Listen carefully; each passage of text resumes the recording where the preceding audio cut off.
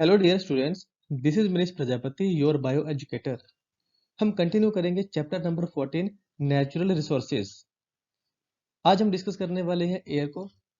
इससे पहले हमने एयर के फर्स्ट पार्ट को डिस्कस किया था लास्ट वीडियो में। आज इसका सेकंड पार्ट हम डिस्कस करने वाले हैं। बहुत सी चीजें हैं जो हम आज जानेंगे। So let's start. चलिए तो आते हैं अपनी फर्स्ट स्लाइड पे। यहाँ पे हम डिस्कस कर रहे हैं रेन को। इससे पहले जो हमने वीडियो डाली थी उसके अंदर हमने देखा था कि एयर की जो मूवमेंट है किस तरह से वो अफेक्ट करती है। ठीक है, एयर की मूवमेंट जो है उससे विंड बनती है ना। तो एयर की मूवमेंट से ही यहाँ पे रेन के ऊपर क्या इफेक्ट होता है। एयर की मूवमेंट हमने पढ़ा था, जब हवा गर्म होती है तो ऊपर उठती है, हल्की हो जाती है। ठीक है, उसके बाद जो हवा कूल होगी, भारी होगी, वो नीचे की तरफ आएगी। तो इससे क्या बनती है, विंड बनती है। तो वो हमने क्या देखा था, विंड के बारे में। तो एटमॉस्फेयर में रेन कैसे आती है, किस तरह से वेपर्स बनेंगे और वो दोबारा कंडेंस होकर नीचे आएंगे, वो हम आज देखने वाले हैं। देखिए, जो हमारे अर्थ है उसके ऊपर बहुत सी बड़ी बड़ी वाटर बॉडीज हैं, जिनको हम ओशन बोलते हैं, सी बोलते हैं। जैसे ही पानी गर्म होता है ना, सन रेज जब वाटर बॉडीज के ऊपर पड़ती है, इन समुद्रों के ऊपर, महासागरों के ऊपर जब पड़ती है, तो वहां से पानी क्या है, गर्म हो जाता है, हीटअप हो जाता है, और वो एयर के साथ साथ ऊपर उठता है वेपर बन के। ठीक है, तो वेपर्स बनते हैं, इवेपोरेशन हो जाती है, इसको बोलते हैं इवेपोरेशन। कहाँ से हो रही है, पानी से हो रही है, जो ओशन है, बड़े बड़े सी हो है। इसके अलावा जो हमारे छोटे छोटे पॉन्ड्स हैं, उसके अलावा बहुत सी छोटी छोटी लेक्स हैं हमारी। ठीक है, जो अलग अलग वाटर बॉडी है, जैसे कि रिवर हो गया, ठीक है, लेक्स हो गई, इन सब से भी पानी क्या है, भाप बन के, वेपर बन के ऊपर की ओर उठता है। जैसे हवा गर्म होके ऊपर उठेगी, तो भाप क्या है, वेपर्स क्या है, वो भी ऊपर उठेंगे। इसके अलावा जो प्लांट है वो भी ट्रांसपायरेशन करते हैं, उससे भी वाटर वेपर ऊपर उठते हैं। अब ये ट्रांसपायरेशन क्या होता है, ये ट्रांसपायरेशन का मतलब क्या होता है, जब वेपर की फॉर्म में वाटर बाहर निकलता है पत्तियों से। ट्रांसपायरेशन को आप नेक्स्ट, जब आपकी क्लास होगी 10th क्लास, उसमें आप और डिटेल में पढ़ने वाले हैं। लेकिन अभी सिर्फ इतना समझने के लिए आप इसको देखिए कि जैसे ही प्लांट्स क्या करते हैं, पानी को बाहर निकालते हैं वेपर्स की फॉर्म में, उसकी जो लीव्स होती हैं उसमें से पानी बाहर निकलता है, भाप की फॉर्म में बाहर निकलता है, उसी को बोलते हैं ट्रांसपायरेशन।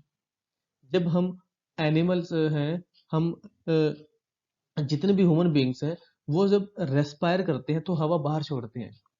जब हम कार्बन डाइऑक्साइड या हवा बाहर छोड़ते हैं, उसके अंदर भी मॉइस्चर होता है, उसके अंदर भी वाटर वेपर होते हैं, तो वो भी एडअप हो जाते हैं। ठीक है, इनका कंट्रीब्यूशन थोड़ा कम होता है, लेकिन जो बड़ी बड़ी वाटर बॉडीज हैं, वो जब वेपर बनते हैं वहां पे और वो ऊपर की ओर उठते हैं, तो उनसे क्या होता है, क्लाउड की फॉर्मेशन हो जाती है। वहां से क्या होगा, क्लाउड फॉर्मेशन होगा। जैसे क्लाउड फॉर्मेशन होगा, ठीक है, तो पानी क्या हो जाएगा, कंडेंस्ड हो जाएगा, जो सॉरी जो वेपर है वो कंडेंस्ड हो जाएंगे, उसको बोलते हैं कंडेंसेशन। और जिससे कि वो पानी की फॉर्म में, लिक्विड की फॉर्म में चेंज हो जाएंगे। इससे पहले जो पानी था वो किसकी फॉर्म में था, वेपर की फॉर्म में था, भाप की फॉर्म में था। लेकिन अब क्या हो गया, जैसे जैसे एयर ऊपर उठती रहेगी, कूल होती रहेगी, कूल होती रहेगी, तो उससे क्या है, वो उनकी कंडेंसेशन हो जाएगी, तो जो वेपर्स थे वो क्या बन जाएंगे, एकदम से पानी बन जाएंगे। पानी बनने के बाद वो ड्रॉपलेट्स की फॉर्म में चेंज हो जाएंगे। ड्रॉपलेट की फॉर्म में कब चेंज होंगे, जो एनवायरनमेंट के अंदर छोटे छोटे डस्ट पार्टिकल्स होते हैं, उनके अराउंड क्या है, वो ड्रॉपलेट इकट्ठी हो जाती हैं। जब एक एक छोटे छोटे पार्टिकल्स के अराउंड पानी इकट्ठा हो जाएगा, तो वो क्या है, ड्रॉपलेट्स की फॉर्म में बन जाएगा, पानी की बूंदे की फॉर्म में बन जाएगा। ठीक है, और इसी को बोलते हैं प्रेसिपिटेशन। और ये पानी, ठीक है, क्या थी, बूंदों की फॉर्म में नीचे जाएगी। तो ये बूंदे जो आती हैं, ठीक है, जो रेन आती है, वो प्रेसिपिटेशन से ही बनती है। तो पहले पानी क्या है, इवेपोरेट हुआ, इवेपोरेशन हुई, उसके बाद क्या हो गया, एयर ने क्या करना है, सॉरी जो वेपर्स थे इन्होंने क्या बनाए, एयर के साथ मिलके क्लाउड्स बना दिए, क्लाउड की फॉर्मेशन हुई। वहां पे जैसे जैसे कूलिंग इफेक्ट हुआ, पानी जितना ज्यादा, भाप जितनी ज्यादा ऊपर जाएगी, उतना ज्यादा ऊपर क्या है, कूलिंग इफेक्ट होगा। तो जितना ज्यादा ऊपर कूल होगा उसको बोलते हैं कंडेंसेशन। कंडेंसेशन से क्या होता है, भाप द्वारा पानी बन जाता है। और ये जब पानी के अंदर चेंज होना शुरू हो जाएगा तो उससे क्या होगा, प्रेसिपिटेट बन जाएंगे, बूंदों की फॉर्म में, ड्रॉपलेट्स की फॉर्म में बन जाएगा। और क्या है, नीचे बारिश हो जाएगी। तो इस तरह से पानी नीचे आता है। तो ये प्रोसेस है जिससे रेन बनती है। ठीक है। तो बादल जो होते हैं, क्लाउड जो होते हैं, एक जगह से दूसरी जगह जाते हैं और कहीं पे भी बारिश करते हैं। तो इवेपोरेशन एक जगह हो रही है, जरूरी नहीं है जहां पे इवेपोरेशन हो रही है वहीं पे बारिश होगी। विंड का भी फर्क पड़ता है, जियोग्राफी का बहुत बड़ा फर्क पड़ता है कि भाप तो बन के यहाँ पे उड़ी है और क्लाउड फॉर्मेशन कहीं और हो सकती है, बादल इकट्ठे कहीं और हो सकते हैं, जैसे मॉनसून आती है। ठीक है। तो पानी उन्होंने कहाँ से लिया, ओशन से लिया।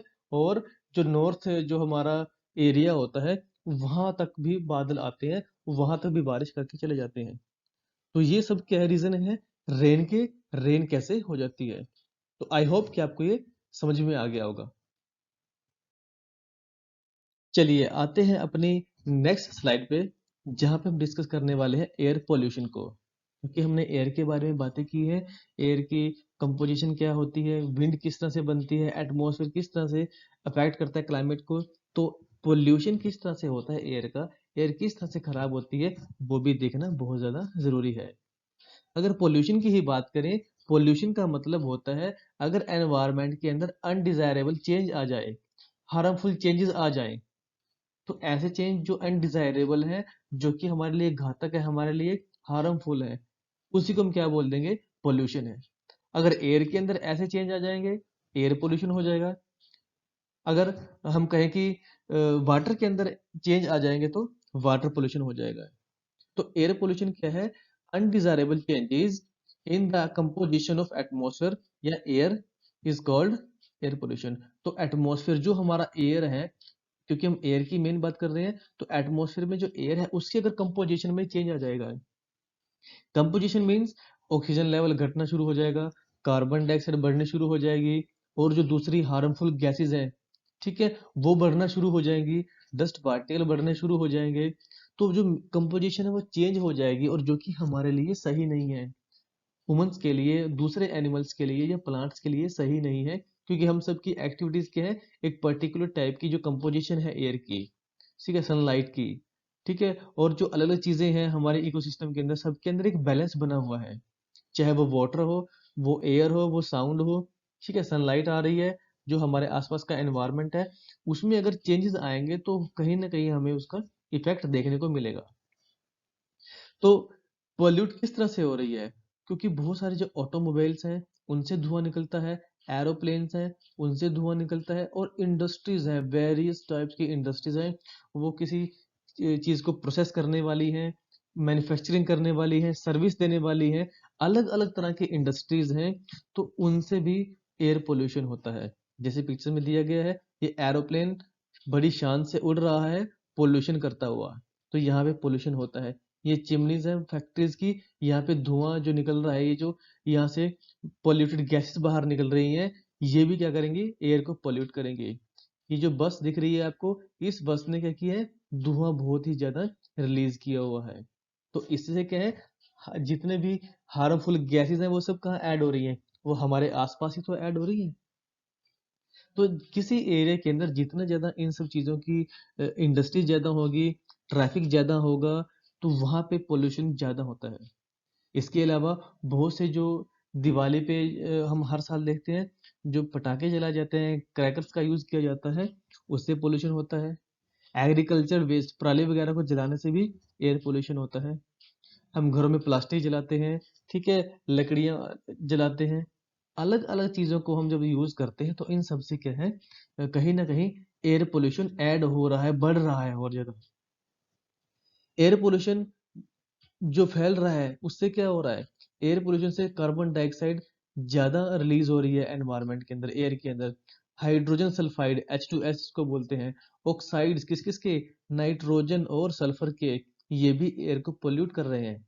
डस्ट पार्टिकल्स एयर को पोल्यूट कर रहे हैं। लेड जो किससे निकलती है, ऑटोमोबाइल का जो धुआं होता है, कार, हमारी जितने भी ट्रैफिक, ये ट्रांसपोर्ट के जितने भी हमारे ये सर्विसेज हैं, इन सब से क्या निकलता है?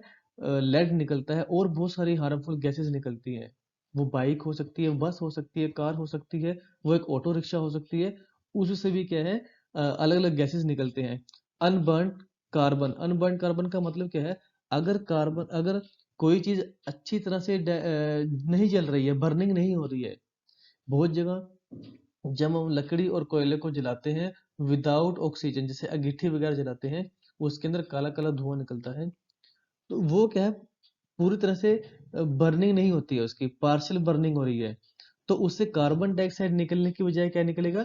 कार्बन मोनोऑक्साइड निकलेगी। वो ज्यादा सीरियस है, ज्यादा डेंजरस है। और भी अलग अलग हार्मफुल गैसेस हैं जो रिलीज होती हैं इन सब के कारण, चाहे वो एक ऑटोमोबाइल हो, कोई फैक्ट्री हो, या कि किसी भी तरह की कोई और एक्टिविटीज हो, ट्रांसपोर्टेशन की हो। उन सब से क्या निकल रहा है? कहीं ना कहीं एयर पोल्यूट हो रही है, जिससे बहुत ही ज्यादा हार्मफुल इफेक्ट हमारे पास आ रहे हैं। तो आई होप कि ये जो एयर पोल्यूशन है, ये कंसेप्ट आपको समझ में आ गया होगा।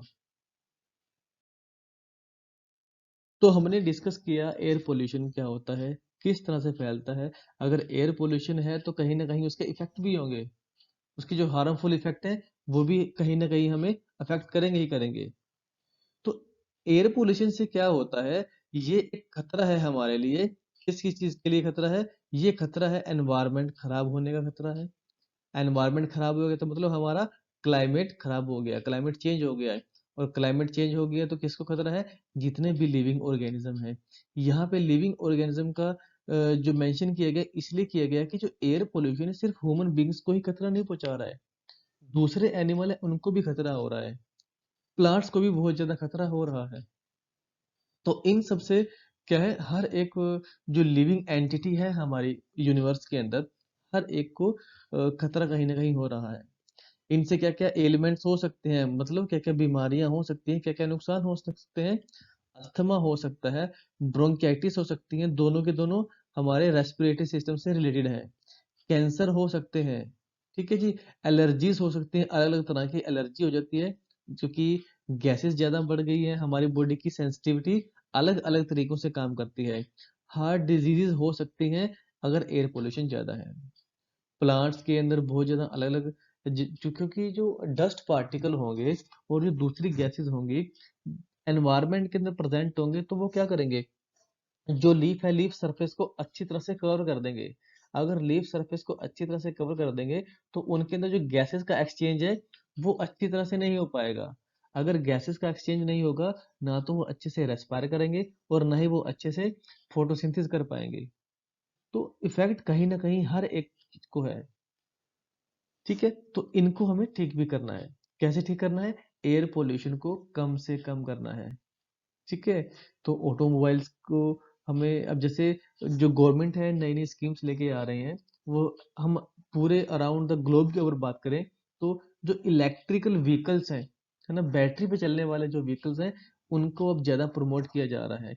इसलिए प्रमोट किया जा रहा है ताकि जो लेड निकलता है बाहर, धुआं निकलता है, वो ना निकले। वो नहीं निकलेगा तो एयर पोल्यूशन कम हो जाएगा, क्योंकि जो ट्रैफिक है उससे बहुत ज्यादा इफेक्ट पड़ता है एयर पोल्यूशन के ऊपर। दिल्ली एक बहुत बढ़िया एग्जाम्पल है किस चीज के लिए? एयर पोल्यूशन के लिए। वहां पे ट्रैफिक बहुत जाम होता है, वहां पे सबसे ज्यादा पोल्यूशन है। तो ये चीजें चेक करने के लिए, देखने के लिए है किस तरह से हम इनको टैकल करें। ठीक है, जो फॉसिल फ्यूल्स होते हैं, फॉसिल फ्यूल का मतलब क्या होता है? फॉसिल फ्यूल का मतलब आप देख सकते हो, जैसे कोल है, पेट्रोलियम है, ये सब चीजें हम यूज करते हैं। ठीक है, और बहुत सी इंडस्ट्रीज हैं, जब वो चलती है तो वो क्या रिलीज करती है? Oxide of nitrogen and sulphur. Sulphur और नाइट्रोजन के ऑक्साइड को रिलीज करेंगी, और जिससे क्या होगा? एसिड रेन होती है। अब एसिड रेन क्या होती है? देखिए, एसिड रेन जिसके अंदर एसिड्स होते हैं। अब मैंने आपको बताया कि जो इंडस्ट्री है, नाइट्रोजन और सल्फर के क्या निकल रही है? ऑक्साइड निकल रही है। अब ये ऑक्साइड क्या है? एनवायरनमेंट के अंदर फैल गई है। ठीक है, और उस एरिया में सबसे ज्यादा होंगे जहाँ पे वो पर्टिकुलर टाइप की इंडस्ट्री लगी होगी। तो मतलब अगर एक एरिया है उसके अंदर वो ज्यादा इंडस्ट्री है जहाँ पे ऑक्साइड निकलते हैं नाइट्रोजन और सल्फर के, तो वहां पे क्या है? कंसंट्रेशन इन ऑक्साइड्स की ज्यादा बढ़ जाएगी।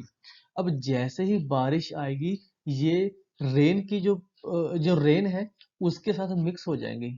जो वाटर है, ठीक है, जो बारिश का पानी है उसके साथ ही एनवायरनमेंट के अंदर मिक्स हो जाएंगे, जिससे क्या है, डिजोल्व होने के बाद एसिड बना देंगे। तो अब क्या होगा, नॉर्मल बारिश में क्या है, साफ पानी नीचे आ रहा था, लेकिन हमने इंडस्ट्रीज की वजह से या जो कोल पेट्रोलियम है उसकी वजह से एनवायरनमेंट के अंदर सल्फर और नाइट्रोजन के ऑक्साइड डाल दिए, जिससे क्या है, अब बारिश आ रही तो बारिश के साथ क्या क्या है, वो ऑक्साइड उसके अंदर घुल गए, और अब उससे क्या हो गया, एसिड बन गए हैं। अब एसिड बन गया तो वो जो रेन है, जो एसिड लेके आ रही है, उसको बोल दिया हमने एसिड रेन। इसके बहुत ही ज्यादा हार्मफुल इफेक्ट है। सबसे बड़ा हार्मफुल इफेक्ट ताजमहल के ऊपर देखने को मिल रहा है। आपको यहाँ ताजमहल की दो फोटोज दिख रही हैं। एक पिक में आपको ताजमहल बिल्कुल क्लियर ट्रांस अच्छा दिख रहा होगा, वाइटिश, और यहाँ पे ये येलोइश हो चुका है। और ये एक दिन नहीं हुआ है, ये कई साल लगे हैं इस चीज को होने में। अब इसके ऊपर जो मेन कारण देखा गया वो एसिड रेन ही है, क्योंकि एसिड रेन जब होती है तो जो भी ऐसी हमारे जो संगमरमर की बनी हुई होती हैं, ठीक है, ये किसकी बनी है, संगमरमर की बनी हुई है। तो जो ग्रेफाइट की जो बनी हुई होंगी, संगमरमर की चीजें बनी हुई होंगी, उनको वो क्या करेगा, नुकसान पहुंचाएगा। तो एसिड रेन से वो क्या है, उनकी जो क्वालिटी है वो चेंज होती रहेगी। ये बिल्कुल वाइटिश था, अब ये येलोइश होना शुरू हो गया है, किसकी वजह से हुआ है, एसिड रेन। तो जब इसके कारणों का पता लगाया गया है, ठीक है, क्योंकि आगरा पेठे के लिए बहुत ज्यादा मशहूर है, और जब उस ताजमहल के आसपास के हैं पेठे की या और जो आसपास की इंडस्ट्री थी, उनकी वजह से ऑक्साइड बन रहे थे, जिससे एसिड रेन होती थी। तो अब वहां से उन इंडस्ट्रीज को शिफ्ट किया गया है, ताकि ताजमहल के ऊपर और ज्यादा एसिड रेन ना हो। यहाँ पे सिर्फ हमने ताजमहल का एग्जाम्पल दिया है, बहुत से प्लांट्स हैं, उनको इनसे नुकसान होता है। ह्यूमन बॉडी के ऊपर गिरेंगी, उनके भी लॉन्ग टर्म में इफेक्ट होंगे। इसलिए बहुत बार आपको कहा भी जाता है, जब भी मौसम की पहली पहली बारिशें होती हैं तो एकदम से बाहर नहीं निकलना चाहिए, कुछ देर वेट करनी चाहिए, अगर आपको बाहर बारिश में भीगना भी है तो। क्योंकि हो सकता है जो फर्स्ट जो शावर आ रहा है, पहली बार जो बारिश आ रही है, उसमें एसिड रेन हो सकती है, उसके अंदर एसिड डिजोल्व हो सकते हैं। थोड़ी देर बारिश बरने के बाद फिर अगर आपको बाहर निकलना है, आप निकल सकते हो।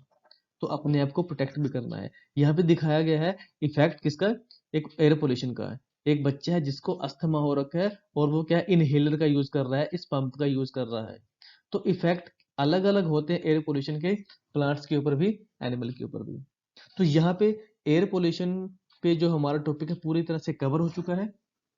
इसके जितने भी टॉपिक्स हैं वो आपको हर एक अच्छे से लर्न होने चाहिए, उनकी अंडरस्टैंडिंग आपको होनी चाहिए।